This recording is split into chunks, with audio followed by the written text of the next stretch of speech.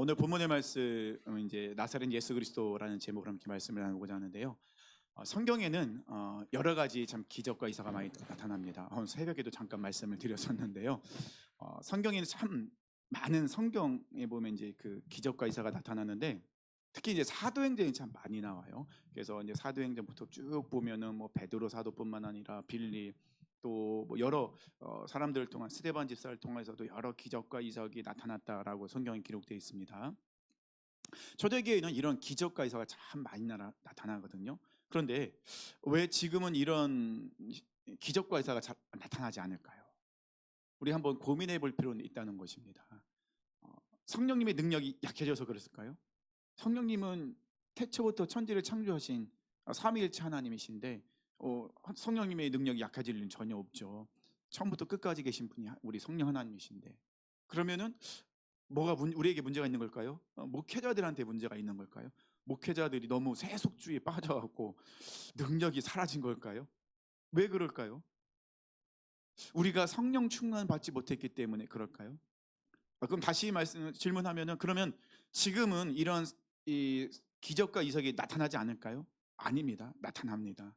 하나님이 허락하시고 필요하다면 기적과 이사 나타납니다. 지금 그것이 사라진 것은 결코 아니라는 거예요. 그런데 예전처럼 그렇게 많이 나타나지 않을 뿐이라는 것입니다. 왜 지금과 예전과 지금은 다를까요? 우리 한번 생각해 볼 필요가 있겠죠. 예전에는 지금 이 사도행전에 나와 있는 초대교회는요, 구약에서 신약 교회로 넘어가고 있는 그런 과도기적인 모습이 있어요. 구약과 신약의 그 영적 암흑기가 있었죠. 그 중간기 400년 동안에 하나님의 말씀이 없었어요. 그리고 예수님이 오심으로 인하여서 그때서 비로소 천국 복음이 선포되기 시작합니다.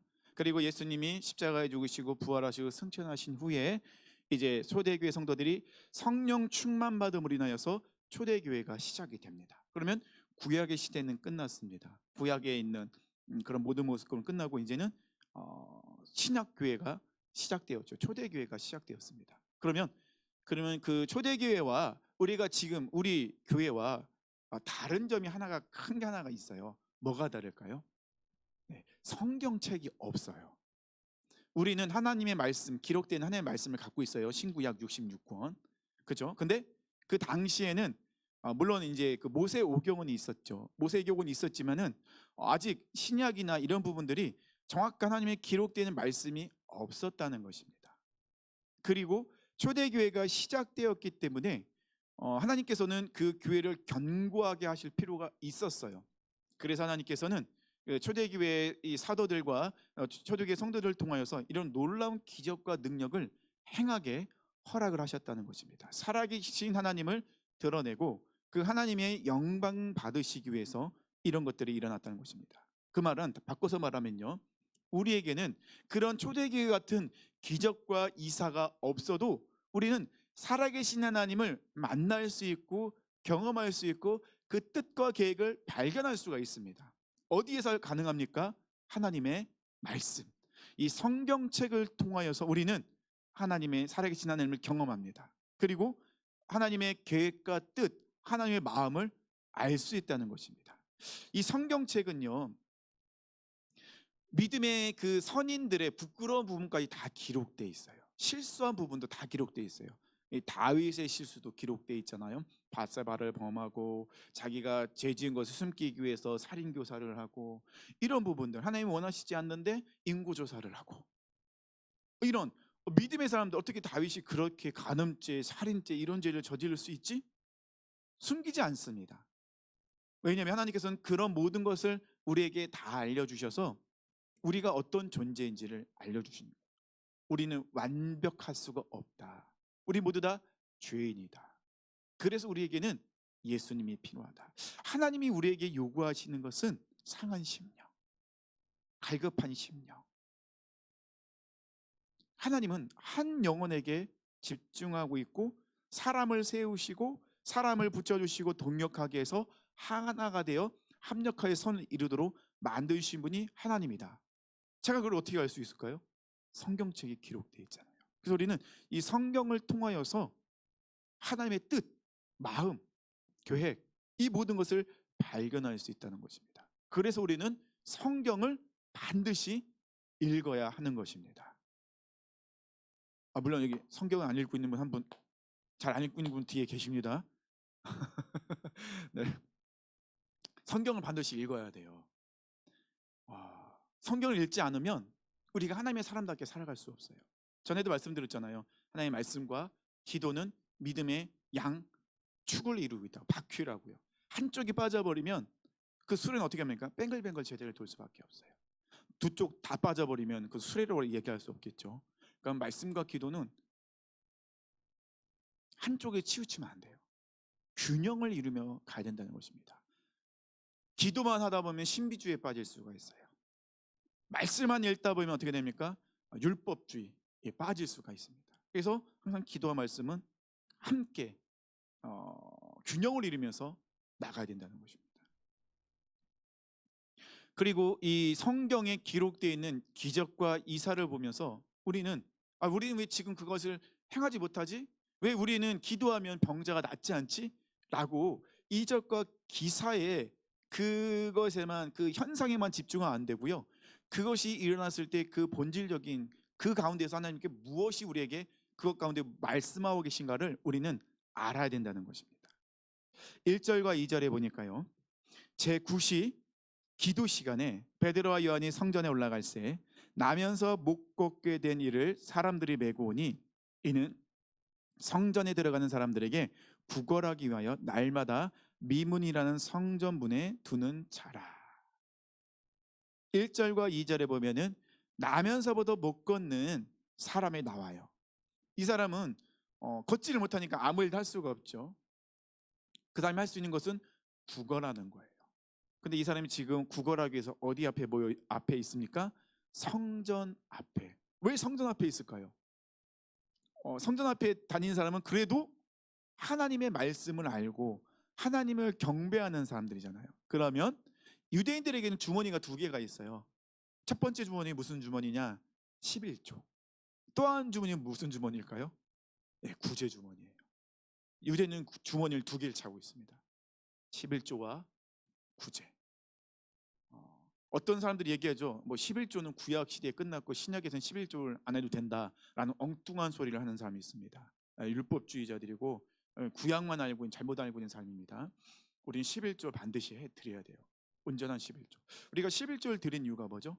하나님을 인정하는 거예요. 하나님은 나의 공급자이십니다. 하나님은 나의 주인이십니다라는 것을 인정하는 게 11조예요. 그렇기 때문에 11조는 드려도 되고 안 드려도 되는 것이 아니라 반드시 11조는 드려야 돼요. 그래서 새 가족이 오시면 다른 헌금에 대해서는 잘 얘기를 안 하는데 11조만을 말씀을 꼭 드려요. 11조는 꼭 해야 됩니다. 하나님이 돈이 없어서 드리라고 하시는 것이 아니라 하나님이 공급자이시고 주인이심을 인정하기 위해서 우리가 드리는 것입니다 라고 이야기합니다. 그리고 구제 주머니가 있어요. 그래서 구제 주머니를 차고 있다가 하나님이 감동을 주시면 그 사람에게 구제를 하는 거예요. 그리고 우리 교회도 우리도 구제 주머니를 차고 있어야 돼요. 우리는 교회가 구제를 하는 거는요, 선택사항이 아니에요. 이거는 반드시 해야 될 교회의 의무인 거예요. 전도와 선교와 구제는 우리가 반드시 해야 돼요. 우리가 받은 만큼 그대로 흘려보내는 거거든요. 우스갯소리 그런 얘기를 해요. 그 11조 감성금 주정원금은 우리가 낸 그대로 우리가 다 다 쓴다는 거예요. 전기세로 쓰고 수도세로 쓰고 중식으로 먹고 다 하는데 우리가 드렸지만 우리가 쓰지 않고 흘려보낸 헌금들이 있죠. 뭐가 있을까요? 선교헌금, 그다음에 장학헌금, 구제헌금, 이런 것들은요 우리가 드린 그대로 흘려보내는 거예요. 그러니까 우리가 자녀들의 이름으로 우리가 선교헌금을 하면은 그것이 그대로 자녀들의 이름으로 그대로 흘러가게 된다는 것입니다. 이 성전 미문에 이 구걸하는 사람이 앉아 있는 이유는 그것을 알고 있었어요. 그래서 성전에 들어가러 기도하러 들어가는 사람들에게 구걸을 하면은 얻을 수 있으니까, 그리고 그가 하루를 살 수 있으니까 성전에 앉아 있었어요. 평생을 그렇게 앉아 있었던 것입니다. 오늘 본문에서는 이 나면서부터 걷지 못하는 사람이 고침받는 사건만 오늘 본문에 나와 있습니다. 근데 이 이적 속에서 우리가 발견해야 될 것이 여러 가지 있겠지만은 두 가지가 있다는 것입니다. 첫 번째는요, 때가 있다는 겁니다. 하나님이 허락하신 때. 제9시는요 우리나라 시간으로 하면 오후 3시입니다. 유대인들은 하루에 3번 기도하러 가잖아요. 오전 9시, 3시, 6시 이렇게 우리가 이 유대인들은 기도하러 가거든요. 오후 3시면은 유대인들이 그 사람들이 가장 활발하게 움직일 시간이에요. 활동적인 시간이라는 것입니다. 그러면 다른 때보다도 더 많은 사람이 성전을 오가겠죠. 기도하러요. 그러다 보면은 이 사람이 그만큼 앉아 있기 때문에, 날마다 그 앞에 앉아 있기 때문에 더 많은 사람들이 이 사람을 보게 될 것이고, 그러면은 더 많은 구걸을 할 수 있겠죠. 왜냐하면 이 사람은 날마다 거기에 나와 있어요. 날마다 나와 있다는 것은 성전에 기도하러 오는 사람들은 이 사람이 여기 앉아 있다는 걸 알까요? 모를까요? 알겠죠. 이 사람만 그 성전 그 앞에 앉아 있을까요? 아니겠죠. 이 사람뿐만 아니라 몸이 불편하거나 힘든 사람들은 여러 곳곳에 성전 앞에 사람들이 앉아 있을 것입니다. 그런데 많은 사람들은 기도하러 성전에 오가고 있지만, 하나님의 은혜를 구하며 하나님을 만나기 위해서, 또 하나님의 역사하심을 경험하기 위해서 성전에 많은 사람들이 들어가지만 이 사람을 주목하는 사람들은 없어요. 자, 오늘 본문으로 돌아가서요, 베드로와 요한도 기도하는 시간에 맞춰서 성전으로 들어갑니다. 그러면 이 베드로와 요한 오늘 본문에 나와 있는 이 시간만 성전에 기도하러 들어갔을까요? 아니었을 것 같아요. 왜냐하면 베드로와 요한도 기도하는 사람이었거든요. 그렇다면 분명히 자주 기도하러 그 성전에 오갔다는 것입니다. 그런데 평소에는 이 베드로 요한조차도 이 성전 앞에 구걸하는 이 걷지 못하는 사람을 주목하여 보지 않고 있었어요. 근데 오늘은 드디어 때가 됐습니다. 그날이 왔습니다. 오늘 무슨 역사가 일어날 것 같아요. 왜요? 베드로와 요한이 지나가면서, 오늘 본문에 뭐라 나와 있습니까? 네, 4절에 베드로와 요한이 더불어 주목하여 이르되, 오늘은 그 걷지 못하는 구걸하는 사람이 눈에 들어온 거예요. 주목한다는 건 뭡니까? 그에게 집중하고 있다는 것입니다. 이제는 때가 되었다는 거예요. 이 사람의 나이가 나중에는 나와요. 40여 세가 넘었다고 나와 있어요. 그러니까는 한 30년 이상, 한 35년 이상은 그곳에 계속 구걸하던 사람이에요. 한 번도 걷지 못한 사람입니다. 얼마나 힘들었을까요? 아무도 주목하여 보지 않습니다. 그런데 오늘은 그날이 왔어요. 때가 됐어요. 베드로와 요한이, 성령 충만한 베드로와 요한이 그 앉아있는 걷지 못하는 사람을 주목하여 보게 됩니다. 그 말은 뭐죠? 뭔가 일이 일어나게 되었다는 것입니다. 평소에는 그렇게 지나다녔지만 베드로와 요한조차도 그 사람을 주목하여 보지 못했어요. 하지만 이제 하나님께서 계획하신 때가 된 거예요. 하나님께서 이 사람을 통하여 뭔가 일을 행하실, 이 사람을 통하여서 하나님께서 무슨 일을 행하실 시간이 되었다는 것입니다. 하나님의 때가 되니 이 영적으로 민감한 성령 충만한 베드로와 요한이 그 사람의 눈에 들어오게 되고 주목하여 보게 되었다는 것입니다. 모든 일에는 다 때가 있어요. 우리가 아무리 노력한다 할지라도 하나님의 때가 아니면 안 돼요. 진짜 죽었다 깨어나도 안 돼요. 무슨 짓을 해도 안 돼요. 그런데 때가 되면은 너무나도 자연스럽게 돼요. 기가 막히게 그런 일들이 이루어진다는 것입니다. 근데 그때를 우리가 알 수 있을까요? 몰라요. 그럼 어떻게 해야 돼요? 기다리는 거죠. 기도하면서. 전도서 3장에 보면 때에 대해서 말씀하고 있어요. 굉장히 많은 때가 나오잖아요. 1절과 8절까지 때에 대해서 나오거든요. 범사에 기한이 있고 천하만사가 다 때가 있나니 날 때가 있고 죽을 때가 있으며, 심을 때가 있고 심은 것을 뽑을 때가 있으며, 죽일 때가 있고 치료할 때가 있으며, 헐 때가 있고 세울 때가 있으며, 울 때가 있고 웃을 때가 있으며, 슬퍼할 때가 있고 춤출 때가 있으며, 돌을 던져버릴 때가 있고 돌을 거둘 때가 있으며, 안을 때가 있고 안는 일을 멀리할 때가 있으며, 찾을 때가 있고 잃을 때가 있으며, 지킬 때가 있고 버릴 때가 있으며, 찢을 때가 있고 꿰맬 때가 있으며, 잠잠할 때가 있고 말할 때가 있으며, 사랑할 때가 있고 미워할 때가 있으며, 전쟁할 때가 있고 평화로울 때가 있느니라. 참 때가 가끔 많다는 것입니다. 자, 여기 때를 이렇게 하다가 제 눈에 들어온 게 있어요. 어떤 거냐면 심을 때가 있고 심을 것을 뽑을 때가 있고, 어떤 사람은 굉장히 심는 사람이 있고요, 어떤 사람은 거두는 사람이 있어요. 심는 사람은 진짜 힘들어요. 심는데 하나님 거두게는 안 하시더라고요. 열심히 씨만 뿌리고 다니는 사람이 있습니다. 진짜로 열심히. 근데 어떤 사람은 거두는 사람만 있어요. 속상하지 마십시오. 사명이 다 다른 겁니다. 심는 사람이 있어야 거두는 사람이 있어요. 내가 거두지 못했다고 해서 낙심할 필요가 없다는 것입니다. 많은 선교사님들이 해외에 나가 있으면 그 부분 때문에 많이 지쳐해요.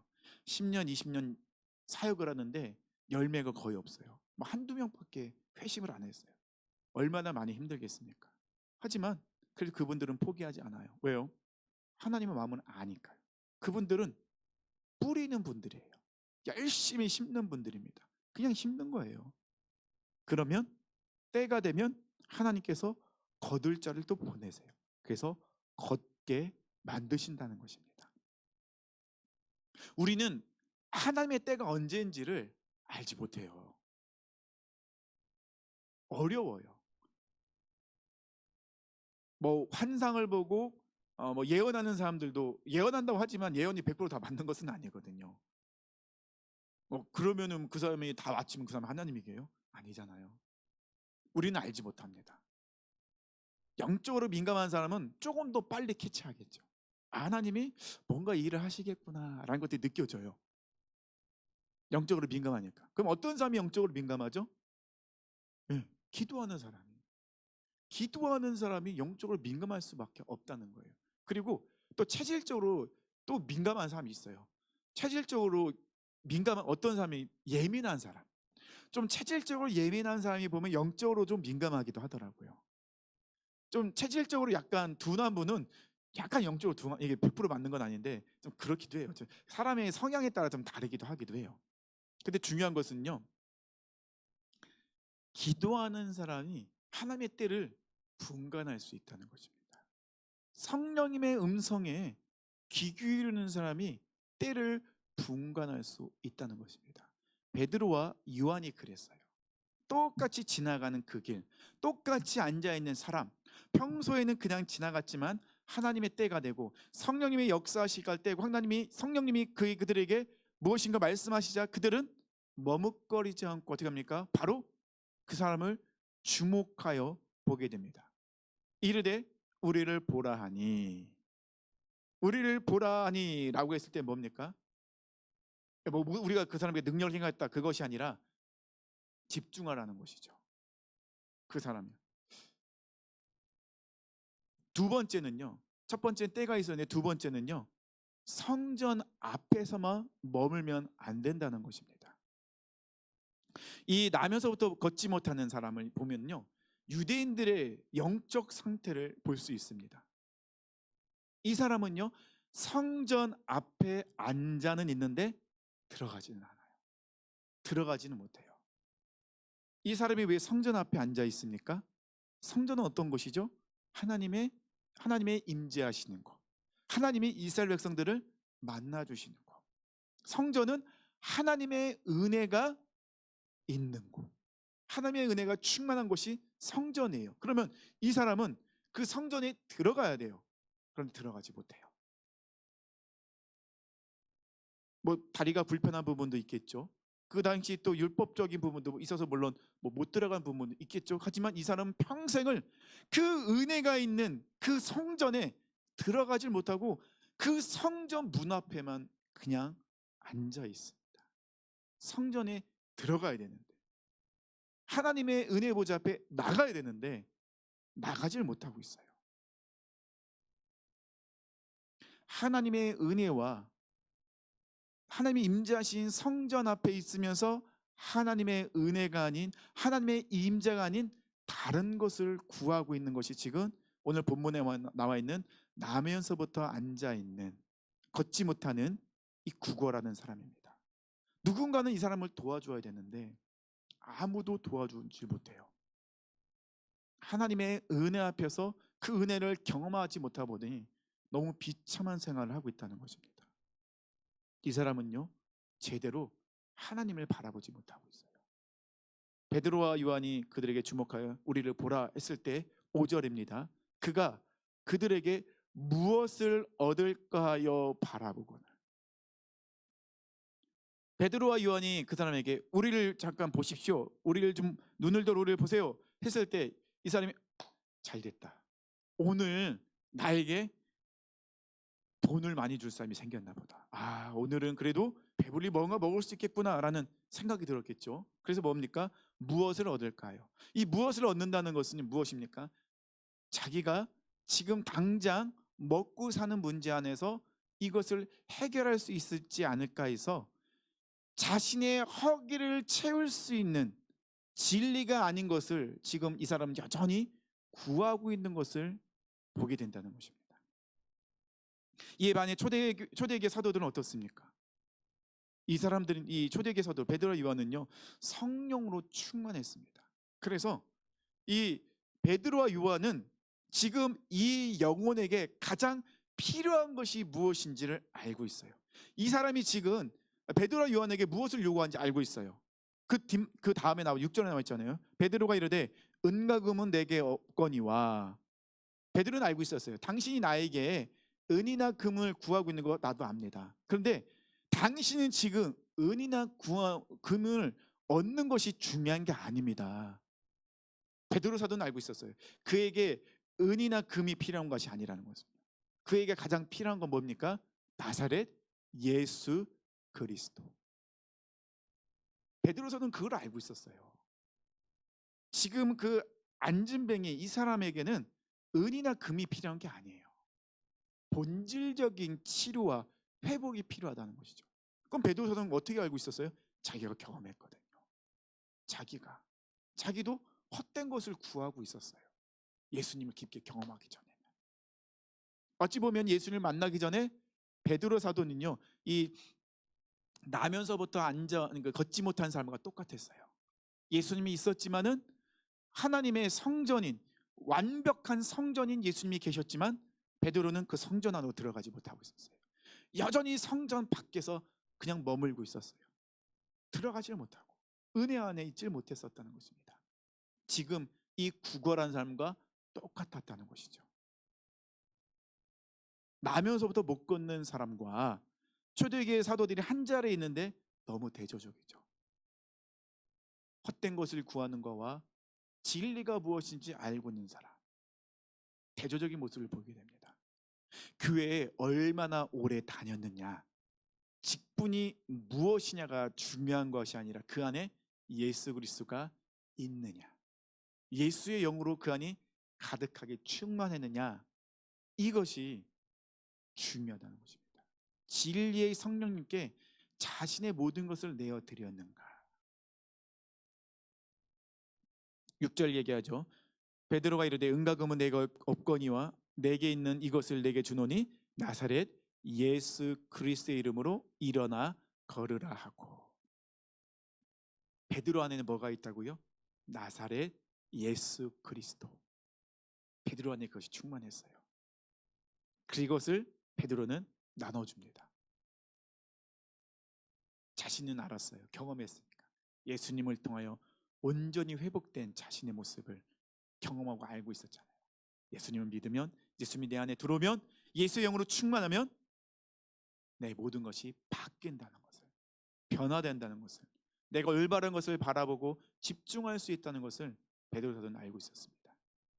그렇다고 해서 은과 금을 구하지 말라는 건 아니에요. 필요해요. 은과 금 없으면 우리 어떻게 살아가요? 필요하죠. 그걸 구하지 말라는 것이 아니라 우리가 구해야 될 그 본질이 무엇인가를 생각해 보자는 것입니다. 지금 구걸하는 사람에 필요한 것은 은과 금이 아니라 성전 안으로 하나님의 은혜의 보좌 앞으로 나아갈 수 있는 예수 그리스도가 그에게는 필요하다는 것입니다. 7절과 8절이 보니까요. 오른손을 잡아 일으키니, 오른손은 보통 성경에서 능력을, 권능의 손을 이야기합니다. 오른손을 잡아 일으키니 발과 발목이 곧 힘을 얻고 뛰어 서서 걸으며 그들과 함께 성전으로 들어가면서 걷기도 하고 뛰기도 하며 하나님을 찬송하니. 예수의 이름의 능력이 정말 대단한 것을 7절과 8절 통해 알 수 있거든요. 우리 김미당 우리 집사님은 병원에서 이제 우리 간호사로 일하시니까 잘 아시잖아요. 우리 제 아들 찬이 군이 자전거를 타다가 넘어지셨어요. 그래서 손목이 골절되셨습니다. 부러지셨어요, 이분이. 그래서 수술을 받았거든요. 그래서 한 달 정도 깁스를 했어요. 근데 한 달 동안 깁스를 하고 풀었는데, 오른손이었나요, 왼손이었나요? 오른손이었던 것 같은데, 이게 오른손과 왼손이 굵기가 다르더라고요. 한 달을 깁스를 했는데 근육이 다 빠져버린 거예요. 가뜩이나 근육도 없는 분이신데 근육이 완전히 뼈만 남았더라고요. 그리고 또 한 가지 뭐냐면요, 이 손을 잘 못 움직여요. 손가락도 잘 못 움직이시고 이 손목도 잘 못 움직이고 팔을 잘 못 움직이더라고요. 뭐 우리 김미당 목사님 병원에 계시니 잘 아시잖아요. 조금만 깁스를 하면은 손을 안 움직이면은 굳어져 버려요. 뼈가 굳고 근육이 빠져버리고 힘이 없어요. 그래서 재활을 해야 돼요. 재활을 꼭 해서 이 근력도 키워야 되고 굳어져 있는 손가락, 이 뼈를 다 풀어줘야 됩니다. 부드럽게. 그런데 오늘 본문에 나와 있는 나면서부터 걷지 못하는 사람 40년을 한 번도 걸어본 적이 없어요. 그러면 뼈가 제대로 성장했을까요? 근육이 제대로 붙어 있을까요? 힘줄에 힘이 들어갈까요? 기적적으로 이 사람이 일어났어요. 근데 뛸 수 있을까요? 이건 불가능한 일이죠. 사람의 능력으로는 할 수 없어요. 근데 지금 이 사람은 어떻게 합니까? 걷고 뛰고 있대요. 손을 잡아 일으켜 세웠는데 일어나자마자 걷는 것을 넘어서 뛰고 있어요. 뛴다는 건 뭡니까? 그만큼 근력에 힘이 들어갔고 굳어있던 뼈가 완전히 부드러워졌다는 거예요. 아이들은 바로 걷지를 못하잖아요. 단계를 거치잖아요. 엎어져야 되고 또 앉아야 되고 기어야 되고 그 다음에 잡고 일어서고 아장아장 걷다가 그 다음에 걷는 게 되면 뛰게 되는 거거든요. 단계를 다 뛰어넘습니다. 하나님의 능력은 이렇게 우리의 상상을 뛰어넘는, 과학과 이성을 뛰어넘는 것이 하나님의 능력이라는 것입니다. 40년 동안이나 한 번도 일어나 본 적이 없는 사람이 걷기도 뛰는 놀라운 일이 일어났습니다. 단지 베드로가 자기 안에 있는 나사렛 예수 그리스도의 이름을 그에게 선포하고 알려줬을 뿐인데, 몇십 년 동안이나 성전에 들어가지도 못하고 성전 앞에서 구걸하던 사람이 유대인들이 십자가에 못 박아 죽인 그 나사렛 예수의 이름으로 일어나 걷고 뛰고 하나님을 찬양하고 있습니다. 은혜의 자리 앞에서 수동적으로 아무것도 안 하던 이 사람이 예수님을 만나고 나서는 이 사람이 스스로 능동적으로 하나님을 찬양하며 경배하며 나아가다라는 것입니다. 우리 교회는요, 우리 성도들은요, 수동적인 사람이 되면 안 돼요. 하나님의 은혜 보좌 앞에는 우리가 스스로 능동적으로 담대하게 우리 힘을 다해서 나가야 된다는 것입니다. 그럴 때 우리는 하나님께서 역사하시는 것을 경험하게 된다는 것입니다. 제 말씀을 제가 맺겠습니다. 제가 두 가지를 말씀드렸어요. 첫째는 뭐죠? 하나님의 때가 있다. 그 때를 분별하게 우리는 깨어 있어야 돼요. 깨어 있다는 건 뭡니까? 하나님과 내가 관계가 친밀하다는 거예요. 잠자는 사람은요, 지금 무슨 일이 일어나는지 알지 못해요. 옛말에 그런 말이 있는데 이게 진짜 옛말인지 모르겠는데요, 잠자는 사람한테는 밥을 주지 말고 나가 노는 사람한테는 밥을 주래요. 잠자는 사람은 할 일 없으니까 잡니까, 게으르니까 주지 말래요. 근데 나간 사람은 무슨 일이 있으니까 나갔으니까 그한테는 밥을 주러 가는데, 잠자는 사람은 무방비 상태예요. 무슨 일인지 알지 못해요. 영적으로 깨어 있다는 건 뭡니까? 하나님과 소통을 하고 있다는 거예요. 하나님과 관계를 맺고 있다는 것입니다.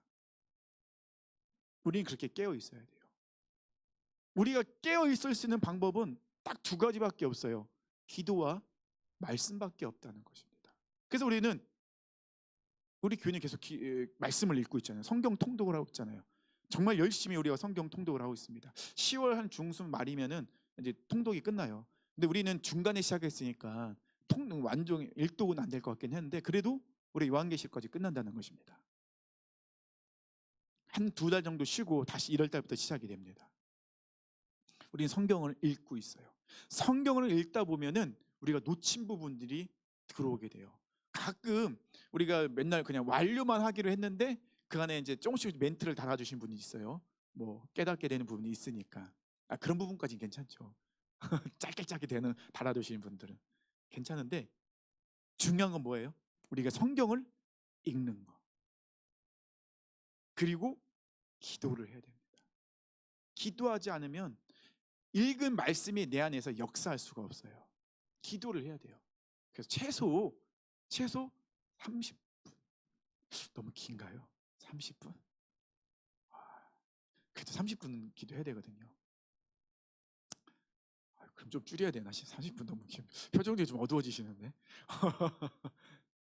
꼭 시간을 정하시고 하루에 내가 이 정도 시간은 내가 하나님께 기도하겠다. 저도 제가 이제 이 주님과 동행하는 교회에 이제 준비를 하면서 하나님과 한 약속이 있어요. 지금은 한 6시 한 50분까지 제가 기도를 하거든요. 약속이에요. 그래서 제가 시간을 좀 늘려가려고 해요. 제가 이제 그래서 다음 주에는 7시까지. 그리고 나서 시간을 점점 늘려서 몇 시까지? 8시까지 이제 목표를 삼고 있어요. 왜냐하면 기도하지 않으면 큰일 나거든요. 제가 이제 이 개척을 하고 제가 꿈꾸는 것 같다고 막 구름 위를 걷는 것이 기쁘다고 하잖아요. 근데 제가 기도하지 않고 깨어 있지 않으면 그것을 감당할 수가 없어요. 제가 설교를 준비하면서 저에게는 굉장히 큰 부담감이 오거든요. 왜냐하면 여기 앉아 계신 분들은 굉장히 큰 헌신하신 분들이에요.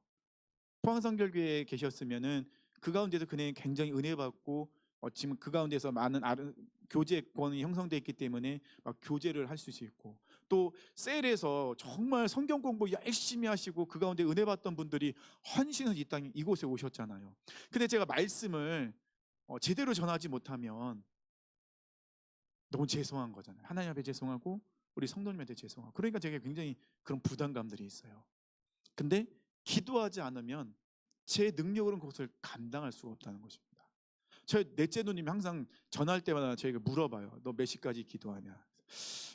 바리새인이 되지 말라고 좀 기도 시간으로 사람 정지하지 좀 말라고 했더니 내가 다른 사람한테 얘기하는 너한테는 얘기한다. 네 김 목사님한테 얘기할 거니까 맨날 체크할 거니까 정신 차리라고. 저희 넷째 누님이 김 권사님이 항상 저를 이렇게 괴롭히세요. 근데 어찌 보면 그것도 저에게는 하나님이 주시는 또 채찍일 수도 있을 것 같아요. 우리 정말 기도해야 됩니다. 기도하지 않으면 우리 능력 있는 삶을 살 수가 없어요. 제가 왜 8시까지 기도하겠다는 말을 이렇게 공개적으로 했을까요?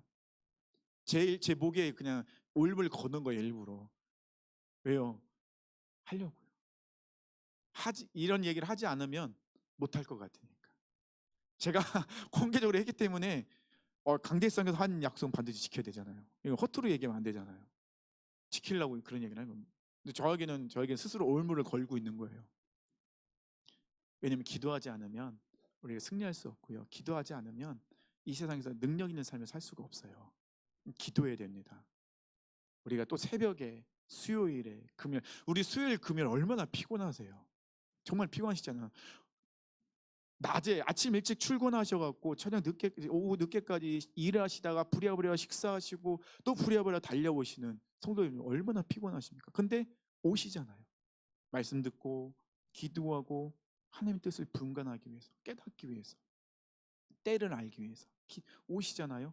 하나님 얼마나 기뻐하실까요? 우리는 그렇게 나가야 된다는 것입니다.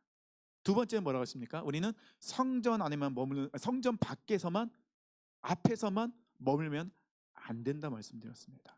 물론 내 힘으로는 그 성전 안으로 들어갈 수가 없어요. 그래서 베드로가 이 사람에게 알려줬죠. 성전 안으로 들어가는 방법을 뭡니까? 은과 금이 아니다. 나사렛 예수 그리스도의 이름으로 성전 안으로 들어갈 수가 있는 거예요. 성전 앞에만 있던 사람이, 예수님의 이름을 알지 못하여 성전 앞에만 있던 사람이 예수 그리스도를 알고 예수님이 그 안에 들어가자 그는 어떻게 됩니까? 하나님의 은혜의 보좌 앞에 들어간 거예요. 나갈 수가 된 것이죠. 어떤 분은 일부러 성전 앞에 계신 분이 계세요. 일부러. 왜냐하면 성전 안으로 들어가면 피곤하거든요. 자기가 하고 싶은 걸 못 하거든요. 하지 말라는 게 너무 많잖아요. 하나님이 이것도 하지 말고 저것도 하지 말고, 난 이것도 하고 싶은데 저것도 하고 싶은데, 하나님 하라는 것도 얼마나 많습니까? 난 이것도 하고 싶지 않은데 저것도 하고 싶지 않은데. 우리 사랑하는 성도님들, 성전 앞에만 계신 분들 없으시죠?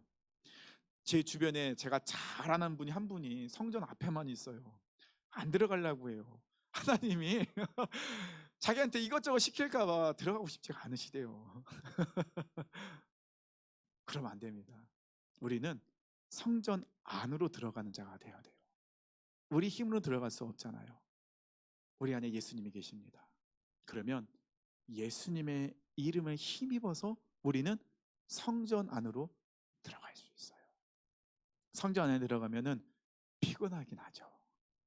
해야 될 것도 많고 하지 말아야 될 것도 많고, 매일 완료 까딱까딱 올리면 완료 올려야 되고 어렵죠. 30분 이상씩 기도해야 된다고 막 담임 목사님 8시까지 기도한다고 협박하고 있고 막 얼마나 피곤합니까? 그런데 우리가 그 안에 들어가 있어야 때를 분간할 수 있고요. 그래야지 우리가 세상 속에서 정말 세상에 휩쓸려 가지 않고 세상을 거슬러 올라가는 사람이 될 수가 있어요. 세상이, 우리는 그런 사람이 된다면 세상 우리는 감당할 수가 없어요. 우리는 정말 감당할 수가 없거든요. 왜냐하면 우리는 세상과 전혀 다른 삶을 살거든요.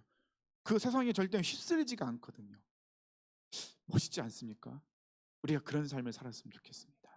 우리가 이 오늘 본문의 말씀을 통하여서 그냥 나면서부터 걷지 못한 사람이 고침 받았다라는 그런 이적에만 집중하지 마시고 그 이면에 있는 하나님의 역사하심, 지금 우리에게 하시고자 하는 말씀을 깨닫길 원합니다. 우리 때를 분간합시다.